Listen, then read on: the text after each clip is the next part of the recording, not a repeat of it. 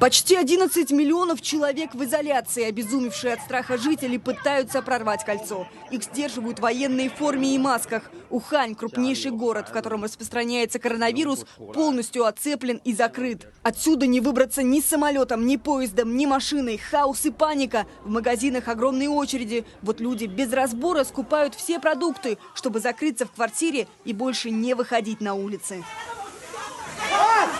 Вслед за Уханью экстренно изолируют еще один мегаполис – Хуанган. Все машины разворачивают обратно. В аптеках пустые прилавки, раскуплены маски. В больницах за право быстрее попасть на прием к врачу – драки.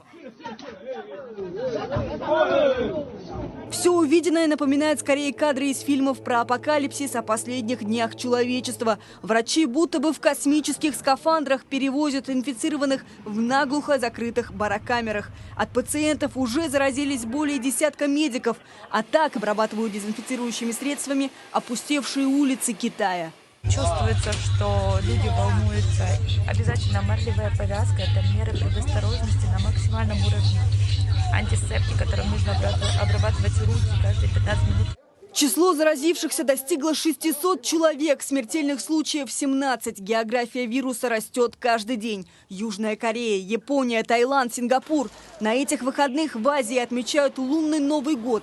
К родственникам обычно едут сотни миллионов человек, а ведь это потенциальные разносчики инфекции. Поэтому сегодня в Китае решением правительства отменены все масштабные новогодние гуляния. Закрыты ярмарки, достопримечательности и музеи. По всему миру усиливают санитарный контроль на границе. В России принимают все меры, чтобы не впустить вирус в страну. От Владивостока до Москвы. На борту тщательный осмотр. Не привез ли кто-нибудь из пассажиров, кроме сувениров, еще и заразу в виде повышенной температуры? Первые признаки вируса – высокая температура, кашель, недомогание. В Хабаровске сняли пассажира с рейса из-за подозрения на коронавирус. В Петербурге с похожими симптомами госпитализированы 3 пациента. Но ни один случай заражения в нашей стране не подтвердился. Тем временем россияне массово отказываются от путевок в Поднебесную. Паниковать я бы вас не призывал. Сделать эту вакцину нетрудно. Но ее вот сиюминутно не изготовишь. Ее надо сделать, зарегистрировать, это долгий процесс.